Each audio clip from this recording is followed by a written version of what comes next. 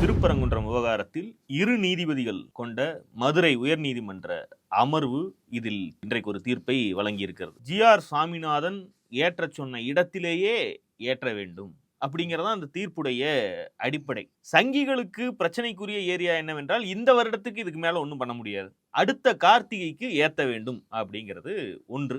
இன்னொன்று, தீபமேற்றும் இடத்தை தர்காவுக்கு இடையூறு ஏற்படாத வகையில் மாற்றுவது குறித்து பரிசீலிக்க முந்தைய உத்தரவுகள் இருக்கின்றன. எனவே மாவட்ட நிர்வாகம் தீபம் ஏற்ற உதவி செய்ய வேண்டும். இதைவிட சங்கிகளுக்கு, இந்து முன்னணி போன்றவர்களுக்கு கடுப்பேற்றக்கூடிய ஒரு அம்சம் என்னவென்றால், தனிநபர் தீபம் ஏற்ற அனுமதிக்க முடியாது. பொதுமக்கள் எவனும் போகக்கூடாது பக்கத்துல. தொல்லியல் துறை, கோவில் நிர்வாகம், அவ்வளவுதான். போலீஸ், துணைக்கு போலீஸ், இவர்கள் தான் கலந்து யார் போறது முடிவு பண்ணி அவர் மட்டும் லாஜிக்குங்க. திருப்பரங்குன்றத்திலேயோ திருவண்ணாமலையிலயோ இப்போது ஏற்றி கொண்டிருக்கக்கூடிய கொப்பரையுடைய அளவு என்ன? ஒரு அண்டா சைஸ் இருக்கும். அத்தனையிலும் எரிபொருள் நிரப்பி நெய்யை ஊற்றி ஏத்தணும். இதை ஏத்துற மாதிரி இப்ப இவங்க புதுசா சொல்ற அது நில அளவை கல்லா, கிரானைட் தூணோ, தீபத்தூணோ எதுவாகவும் இருக்கட்டும், அதனுடைய அளவு என்ன?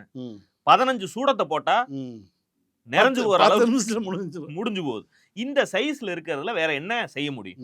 இதே நீதிபதி, இந்த பிரச்சனை முதலில் கிளப்பிய நீதிபதி, கோவில் நிர்வாகம் அங்கும் சென்று இங்க ஏத்திருக்கீங்க, உச்சி பிள்ளையார் கோயில்ல ஏத்திருக்கீங்க, அங்கும் சென்று ஏத்துங்கள்னு சொல்லி இருந்தால் அன்றைக்கு காவல்துறையோ மாவட்ட நிர்வாகமோ அந்த கூட்டத்தை நிறுத்த வேண்டிய அவசியமே கிடையாது. இது ஒரு பிரச்சனையா மாத்தி கீழே பல்வேறு ஊர்கள் இந்து முன்னணி RSS சங்கிகளை திரட்டி கீழே அவங்க நீதிபதி அப்படித்தானே சொன்னார். இந்த தனிநபர் போய் ஏத்த வேண்டும், அதற்கு போலீஸ் பாதுகாப்பு கொடுக்க வேண்டும்ங்கிறப்ப அந்த தனிநபர் யார்? வெறும் தனிநபரா? அவருக்கு பின்னால் இந்தியாவையே ஆண்டு கொண்டு இருக்கக்கூடிய இந்துத்துவ சக்திகள் இருக்கின்றன, சங் பரிவார் கும்பல் இருக்கின்றன. கிட்டத்தட்ட 10,000 பேரை திருப்பரங்குன்றத்தில் திரட்டி நாங்கள் ஊர்வலமாக மேலே சென்று அங்கே ஏற்ற போகிறோம் அப்படின்னு சில 100 பேர் தான். நம்ம வேற ஓவரா அவங்க திரட்ட நினைச்சது பெருமையா திட்டுறப்பாங்கிற மாதிரி அவங்க எடுத்துக்க போறாங்க. ஏங்க அந்த அன்னைக்கு கார்த்திகை தீபங்க, இயல்பாவே அங்க 10,000 பேர் இருப்பாங்க. இந்த மே 17 பீச்ல கூட்டம் நடத்துற மாதிரி ஞாயிற்றுக்கிழமை பீச்ல கூட்டம் தான் இருக்குதான் செய்யும். வீடியோ அதுல வரும்போது சுடலஜி பேசாம இருங்க ஜி, சுடலஜி நீங்க பேசாதீங்க ஜி அப்படின்னு இருந்தாங்க. எவ்வளவு பேரான்னு பார்த்தா மொத்தம் ஒரு 30 பேர் இருந்தாங்க. அங்க ஆயிரக்கணக்கான நபர்கள் தீபம் பார்ப்பதற்கு கார்த்திகைக்கு கோயிலுக்கு வந்தாங்க. அந்த கூட்டத்தில் சங்கிகளும் கலந்து நாங்க மொத்த பேரும் மேலே ஏறோம்னு சொல்ல போகத்தான் மாவட்ட நிர்வாகம் அதை தடுக்குது. மேலே தர்கா இருக்கிறது, நீங்கள் உங்களுடைய கேஸ் ஹிஸ்டரி என்ன, உங்களை பத்தி பொதுச் செயலாளர் சொல்லுவார்ல, எங்க அப்பா உங்களை பத்தி எங்களுக்கு தெரியாதானா? இது முதல் தீர்ப்பிலேயே இது பிரச்சனைக்குரியதாக மாற்றியதே அந்த தீர்ப்பு தான். இன்றைக்கு இந்த 2 நீதிபதிகள் அமர்வு தனிநபருக்கு இடம் இல்லை, பப்ளிக் அனுமதிக்க மாட்டோம், நேரடியாக கோவில் நிர்வாகம், காவல்துறை, தொல்லியல் துறை மட்டும் பொத்துனாப்புல போய் ஏத்திட்டு வந்துடலாம் அப்படின்னு சொல்லும் போது, இது முதலில் நடந்திருந்தால் இத்தனை சிக்கலே கிடையாது. கலவர நோக்கத்துக்கு துணை போகிறது அந்த தீர்ப்புங்கிற அடிப்படையில் தான் தமிழ்நாடு முழுக்க அந்த நீதிபதிக்கு எதிராகவும் அந்த தீர்ப்புக்கு எதிராகவும் கண்டன குரல்கள், அது இம்பீச்மெண்ட் வரைக்கும் முயற்சி நடந்தது. சரி, இப்ப இது நடந்திருக்கா? இப்போ நயினார் நாகேந்திரன் ஆகட்டும், பாஜகவோ இந்து மக்கள் கட்சியோ இதை முன்னெடுத்த ஆட்கள் யாரும் வெடி போட்டு கொண்டாட காணும். என்ன பிரச்சனைனா, அவர்களுக்கு இந்த திட்டமே 2026 தேர்தலை முன்வைத்து உருவாக்க நினைத்த ஒரு கலவர திட்டம் தான். அடுத்த கார்த்திகைக்கு தான் ஏத்தணும்னு நீதிபதியே சொன்ன பிறகு இப்ப இதை வைத்து 2000 கொண்டு போய் நாங்க தீபத்தை முடிச்சுட்டா வைக்க முடியும், கூம்புல வைக்கிறோம் இப்போ மாதிரி அவனுங்களுக்கு மாத்திருச்சு. இப்ப சங்கிகள் உள்ள அழுகிறேன் வெளியே சிரிக்கிறேங்கிற மாதிரியான கதையில தான் இருக்கு. அண்ணாமலை சொல்லியிருக்காருல்ல, பக்தர்கள் ஏற்றக்கூடிய காலம் ஒன்று வரட்டும் அந்த ஏத்துறா. அதாவது இந்த தீர்ப்பின்படி தீபம் ஏற்ற வேண்டியது அடுத்த கார்த்திகைக்கு. திமுக இந்து விரோத கட்சி எங்களை தீபம் ஏத்த விடமாட்டேங்கிறாங்க, அயோத்தியாக திருப்பரங்குன்றத்தை மாற்றுவோம், கலவரத்தை செய்வோம் அப்படின்னு இந்த தேர்தலுக்கே இவர்களால் கேட்க முடியாது. ஏன்னா இன்னைக்கு இந்த தீர்ப்பை வெற்றியாகவும் திமுகவுக்கு தோல்வியாகவும் சித்தரித்துக் கொண்டிருப்பதே இந்த சங் பரிவார் கூட்டம் தான். அதானே ஜெயிச்சிட்டீங்களா, அப்புறம் ஏன்டா ஒப்பாரி வைக்கிறேன்னு ஒரு கேள்வி மக்கள் மத்தியில எழும். இன்னொன்று, சாவகாசமாக இதற்கு அப்பீல் போவதற்கும் 11 மாத காலம் அரசாங்கத்துக்கு கிடைச்சது. இதுல சுப்ரீம் கோர்ட்டுக்கு போவாங்க. இதுல என்னன்னா, இந்த தீர்ப்புலையுமே அவர் வாஞ்சிநாதன் வெளியே வந்தோன்னே பேட்டி கொடுக்கிறார். இதுல மெரிட்னு ஏதாவது இருக்கா? ஏன்னா ஏற்கனவே ஆடுகோழி வெட்டுவது வழக்கம் இருக்கிறதா, மரபு இருக்கிறதா என்கிற கேள்வி வந்த போது, அதை யார் வெட்டுகிறார்களோ, யார் அந்த விருந்தை ஏற்பாடு செய்கிறார்களோ அவர்கள் தான் நிரூபிக்கணும். கடந்த காலத்தில் நாங்க இதை பண்ணியிருக்கோம்னு முஸ்லிம் தர்கா தரப்பு தான் விளக்கணும்னு கேட்ட நீதிமன்றம் இன்றைக்கு இங்கே புதிய இடத்தில் விளக்கு ஏற்றுவோம், தீபம் ஏற்றுவோம்னு சொன்னா இந்த மரபை நீங்கள் தான் விளக்கணும். நீதிமன்றத்தில் வாசிச்ச வரையில் தீர்ப்பின்படி பார்த்தா இந்த தீர்ப்பு செல்லத்தக்க ஒரு தீர்ப்பு அல்ல, அரசியல் சட்டப்படியான தீர்ப்பு அல்ல. ஏற்கனவே உயர் நீதிமன்றத்தின் 2 நீதிபதிகள் 2 முறை வழங்கிய தீர்ப்பை மீண்டும் 2 நீதிபதிகள் பரிசீலிக்க முடியுமா அப்படின்னா முடியவே முடியாது. எனவே ரெச்சுடிகேட்டா வராது என்று இந்த தீர்ப்பில் இன்றைய தினம் நீதிமன்றத்தில் சொல்லப்பட்டது. ஆனால் 100% இந்த பிரச்சனையிலே முன் தீர்ப்பு தடை என்பது பொருந்தும். நீங்க தான் வந்து அதை உறுதி பண்ணணும். இதுக்கு முன்னாடி ஏத்திருக்காங்க. முன்னுதாரணம் இருக்கு. இது இடையில் நின்னு போச்சு. ஏதோ காரணத்தால் பிரிட்டிஷ் காலத்திலயோ முகலாய படையெடுப்பு காலத்திலயோ, முகலாய படையெடுப்பு பிரிட்டிஷ் காலத்துலலாம் பிரிட்டிஷ் காலத்துல ஏற்றப்பட்டது தானே இங்க உச்சி பிள்ளையார் கோயில்ல.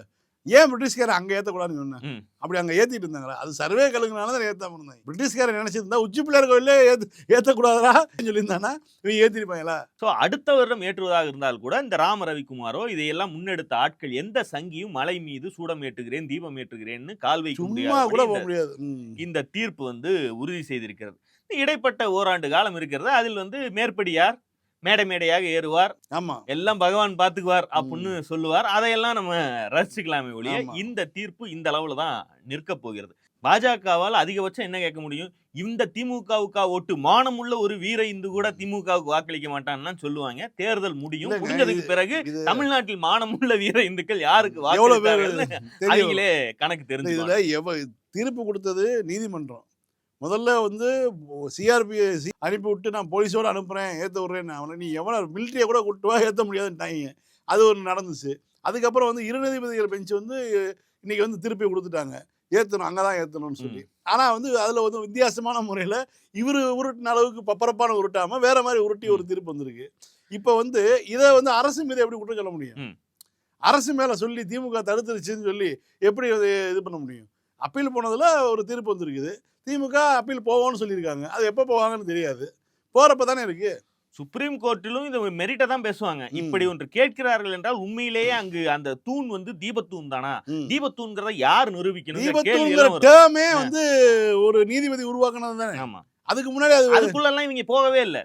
தீர்ப்பு இன்னும் முழு தீர்ப்பு வரலைனாலும் இவர்கள் பேசுவது, வெளிவந்த செய்திகள், உள்ளே இருந்த வழக்கறிஞர்கள் வெளியே வந்து சொல்லக்கூடிய பேட்டி, இதையெல்லாம் வைத்து பார்க்கும்போது இந்த மெரிட்டுக்குள்ளெல்லாம் போகவே இல்லை. அங்க ஏத்துறதால உங்களுக்கு என்ன பிரச்சனை? அது என்னவாவும் இருந்துட்டு போகுது, அது எந்த கல்லாவும் இருந்துட்டு போகுது. எங்க நாடு அயோத்தி தீர்ப்புடைய ஒரு மினியேச்சர் வைங்களேன். இதெல்லாம் ரிட்டையர் ஆனதுக்கு பின்னாடி நாங்க பகவான்கிட்ட கேட்டு தீர்ப்பு சொன்னோம் மாதிரி சொல்லுவாங்க. அது அவர்கள் சொல்லிட்டு போட்டோம். இன்னைக்கு தேதிக்கு இதுதான் நிலைமை. இன்னும் சொல்ல போனால் திமுகவுக்கோ தமிழ்நாட்டு மக்களுக்கோ ஒரு தீபத்தை ஒரு மலை மேல் ஏத்துவதில் எந்த பிரச்சனையுமே இல்லை. நான் முதல்லயே சொன்ன மாதிரி இதை வந்து கோவில் நிர்வாகம் ஏத்தணும்னு அவர் சொல்லி இருந்தால் அது வெறுமனே பக்தி அடிப்படையிலானதாக போயிருக்கும். அவர் வெறுமனே இந்து பக்தி அடிப்படையில் மட்டும் இல்லாமல் RSS வெறியோடு கலவர நோக்கத்துக்கு துணை போகும் விதமாக ஒரு தீர்ப்பு இருக்கும் போதுதான் அது பிரச்சனைக்குரியதாக முடியாது. அதை தடுத்தாயிற்று. இதை தடுத்து முடிச்ச பின்னாடி இந்த தீர்ப்புல அரசாங்கத்துக்கோ தமிழ்நாட்டுக்கோ பெரிய பிரச்சனையே கிடையாது. நீங்க அடுத்த வருஷம் பண்ணுங்க. இது மாதிரி இதை என்ன பண்ணுவாங்கன்னா இதே மாதிரி ஒவ்வொரு ஊர்ல இருக்கக்கூடிய மலை மீதும் ஏத்துவாங்க. 136 இது வச்சிருக்காங்க.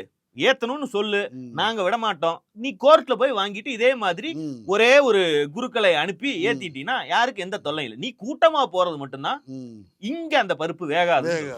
மறுபடியும் கூட்டணி கட்சியில் இருக்கக்கூடிய ஒரே ஒரு கட்சி தொடர்ச்சியாக சமூக வலைதளங்களில், ஊடகங்களில் திமுகவுடைய நிர்வாகிகளை சீண்டுவது, திமுகவிடம் அதிகார பகிர்வு கேட்பது, ஆட்சியில் பங்கு கேட்பதுன்னு சீண்டி பார்க்கிறார்கள். ஆட்சியில் பங்கு கேட்பது என்பது மாநிலத்தில் திமுகவுடைய கொள்கைக்கு விரோதமானது. திமுகவுடைய அடிப்படை கொள்கைகள் ஒன்று மாநிலத்தில் சுயாட்சி, மத்தியில் கூட்டாட்சி. மாநிலத்தில் சுயாட்சி என்கிற திமுகவுடைய கொள்கைக்கு விரோதமாக எவன் பேசினாலும் அவன் அடித்து துரத்தப்படுவதுதான் வந்து திமுகவுடைய நிலைப்பாடு. இது ஒரு பக்கம்.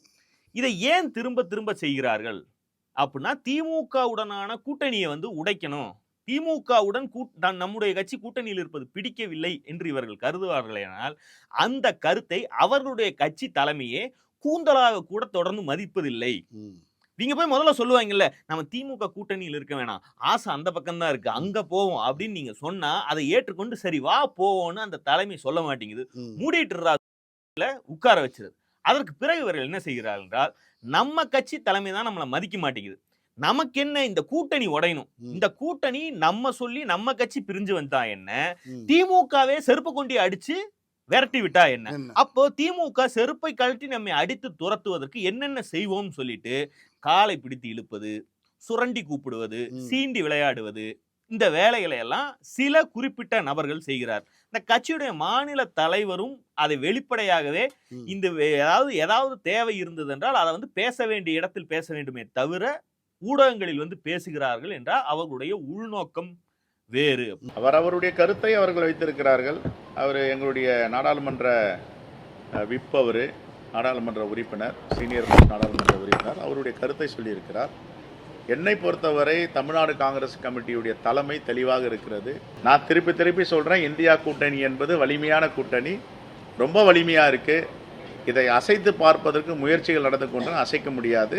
மறைந்த EVKS கூட கடந்த காலங்களில் சொல்லியிருந்தார், அதாவது எம்பி ஆவர்கள் எம்பி ஆகும் வரைக்கும் கூட்டணி கட்சியான கூட்டணிக்கு தலைமை தாங்கக்கூடிய திமுகவுடைய தயவு வேண்டும்னு தாங்கள் எம்பி ஆகிவிட்டு இதே கட்சியில் எங்கள் கட்சியிலேயே தங்களுக்கு கீழே இருக்கக்கூடிய நிர்வாகிகள் மாவட்ட அளவில் ஒன்றிய அளவில் பதவி உள்ளாட்சி தேர்தல்கள்ல பதவி பெறுவதற்காக வெயிட் பண்ணும்போது அது வேண்டியதில்லை, அப்ப நாம ரிஸ்க் எடுப்போம், வேறு கூட்டணிக்கு போய் ட்ரை பண்ணி பார்ப்போம், அதிக சீட்டு வாங்குவோம்னு கேட்கறாங்களே, இந்த அதிக சீட்டு வாங்குவோம், ரிஸ்க் எடுப்போம், ட்ரை பண்ணி பார்ப்போங்கிறதெல்லாம் இவர்கள் ஏன் எம்பி தேர்தலுக்கு முன்னாடி செய்து வேறு கூட்டணி ட்ரை பண்ணி தன்னை போலவே இன்னும் பல எம்பிக்கள் உருவாவதற்கு ரிஸ்க் எடுப்பதில்லை என்றால் இவர்கள் தங்களுடைய விவரத்தில் ரொம்ப விவரமா இருக்காங்க, அடுத்தவனுக்கு கிடைக்காம போட்டுன்னு திட்டமிடுகிறார்கள். அவர் வெளிப்படையை அடிச்சார். இல்ல இதுல ரொம்ப முக்கியமானது என்னன்னா, பிஜேபியோட அடிப்படை கொள்கையே காங்கிரஸ் இல்லாத இந்தியா தான். அப்ப அவங்க இதை விட காங்கிரஸ் இல்லாத இந்தியான்னா வெளிநாட்டுல தான் உருவாக்க முடியும், இங்க ஆல்ரெடி அது அப்படித்தான் இருக்குது. இல்ல கொஞ்சம் ஏறி இப்ப 55ல இருந்து 100க்கு வந்து இருக்குல்ல. இப்ப அவர்களுடைய எண்ணம் தமிழ்நாடு தென் மாநிலங்கள்ல காங்கிரஸ் கொஞ்சம் கூட்டணி கட்சி செல்வாக்களோட வலுவா இருக்குது. ஸோ அதை அங்க அது இல்லாமல் செய்யும் பொழுது அது ஒரு வெற்றியாக கருதப்படும். அதாவது தங்கள் பாஜகவுடைய பங்களிப்பு இல்லாவிட்டாலும் கூட காங்கிரஸுடைய சட்டமன்ற உறுப்பினர்கள் அவையில இல்லாட்டினா அங்க தங்களுக்கு காங்கிரஸ் இல்ல, ஜீரோ அப்படிங்கிற அவங்களுக்கு ராஜ்யசபா தாங்க பிரச்சனை, அங்க அதை முடிச்சு விடணும். அதுதான் எம்எல்ஏக்கள் எண்ணிக்கை வச்சு ராஜ்யசபால இடம் கிடைக்குது, அதை முடிச்சு விடணும். அதுதான் அவங்களுடைய நோக்கமா இருக்குது. இவர்களுடைய செயல்பாடுகள் அதற்கு துணை போவதாக பாஜகவினுடைய ஸ்லீப்பர் செல்களாக இவர்கள் வேலை செய்வதாக தான் தெரியுது. ஏன்னா தொடர்ந்து ஒரு விஷயத்தை பேசுபொருளாக வைக்கிறது இருக்குல்ல. இதே திமுக 2006ல் தேர்தலில் 99 சட்டமன்ற உறுப்பினர்கள் தான். ஆனால் அன்றைக்கு காங்கிரசினுடைய ஆதரவோட தான் தமிழ்நாட்டில் திமுக இருந்தது. ஆனால் மேலே காங்கிரஸுக்கு திமுக ஆதரவு கொடுத்தது. 2004 ஆட்சியில் மேலே இருக்கக்கூடிய காங்கிரஸ் ஆட்சிக்கு கூட்டணிக்கு திமுக ஆதரவு கொடுத்த காரணத்தினால மைனாரிட்டி திமுக ஜெயலலிதா தினமும் சொன்னாலும் கூட 5 வருடமும் அதையே தான் சொல்லிட்டு இருக்க மாதிரி. ஆனால் கடைசி வரைக்கும் மாநிலத்தில் சுயாட்சிங்கிறத கலைஞர் விட்டு கொடுக்கவே இல்லை. நீங்கள் சொன்னீங்களே EVKS இளங்கோவன் 2009 தேர்தலுக்கு பிறகு காங்கிரஸ் திமுக தயவே இல்லாத அளவுக்கான ஒரு நம்பர்ஸில் வந்துருச்சு.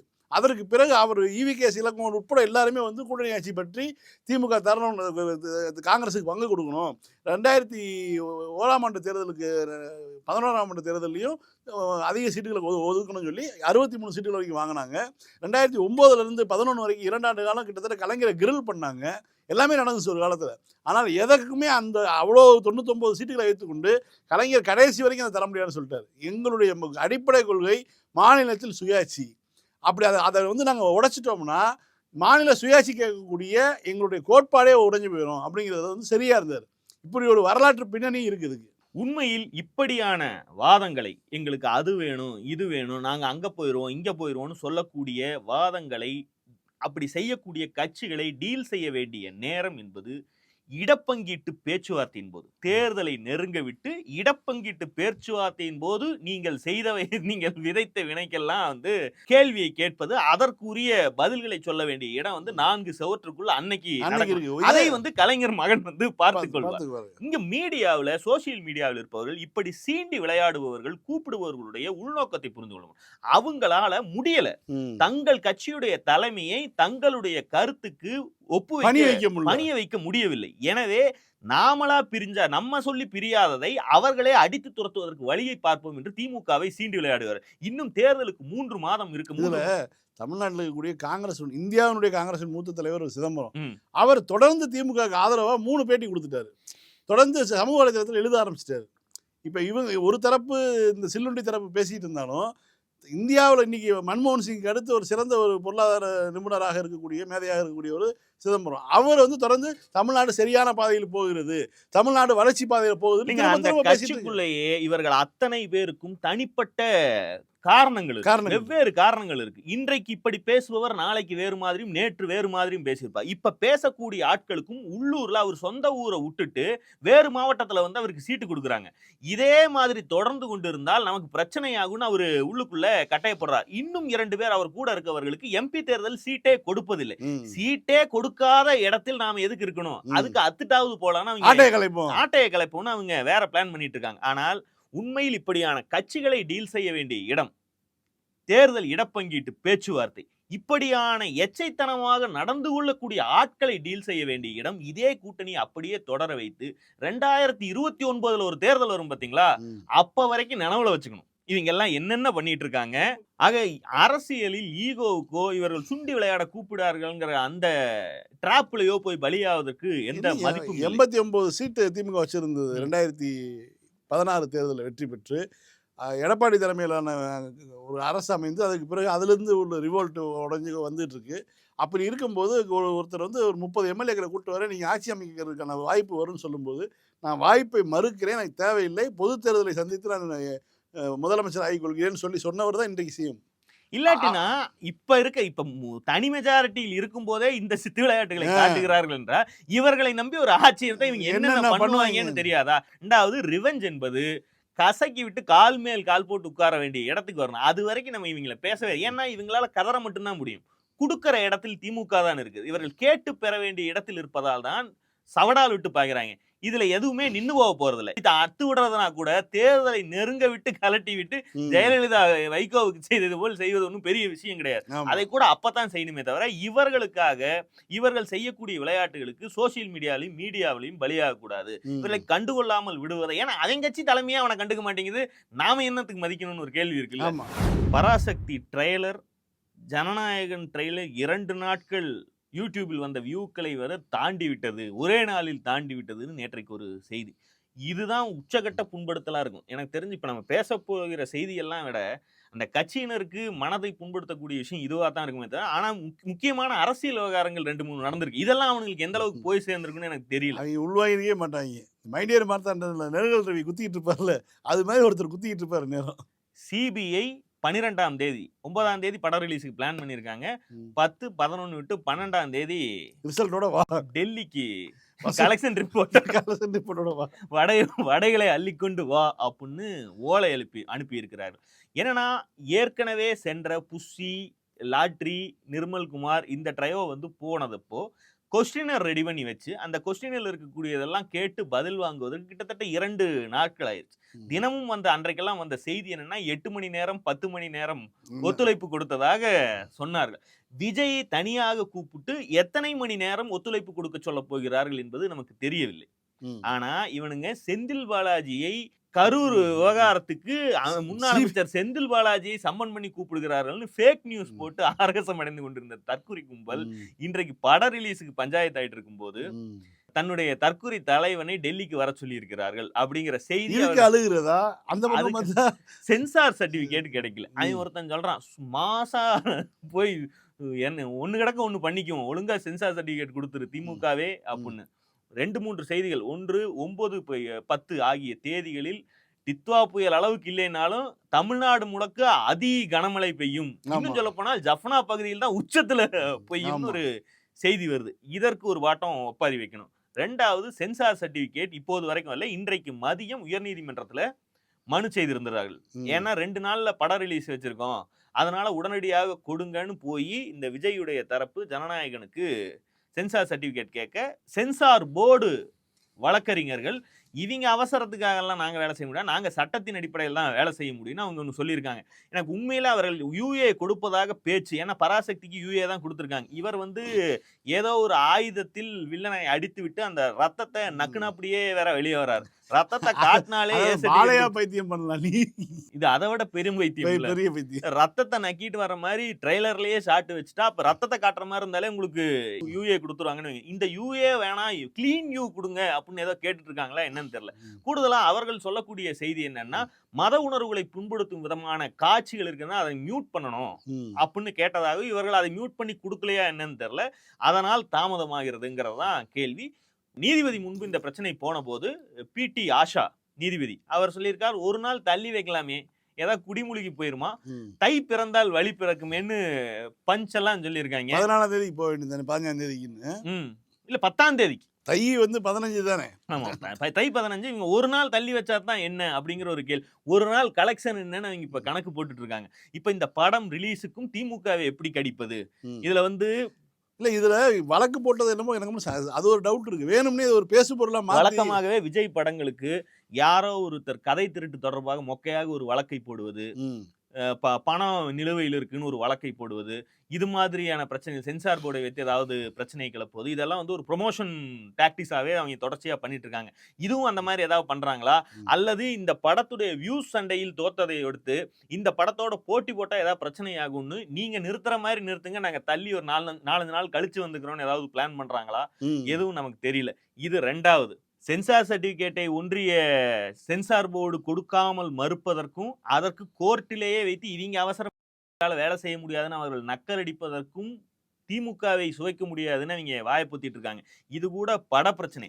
சிபிஐ அங்க சம்மன் அனுப்பி வர சொல்லி இருக்கிறது. இந்த ஒட்டுமொத்த கும்பலும் இந்த 2 விவகாரத்துக்கும் சேர்த்து வாயை திறக்க மாட்டேங்கிறாங்க.